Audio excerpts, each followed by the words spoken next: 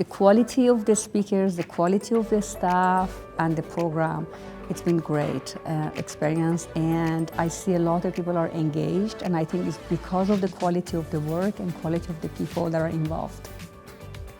Overall, I took a lot out of it.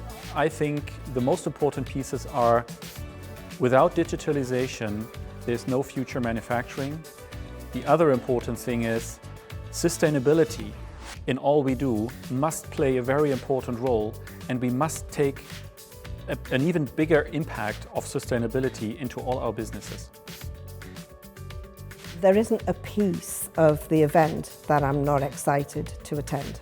It's all 100% commitment and connection. I would say it's the diversity of the people in this room. They're from many different industries and many different backgrounds. I do think that is very valuable, but also the quality of the presentation. So what I've seen is really top-notch, high quality.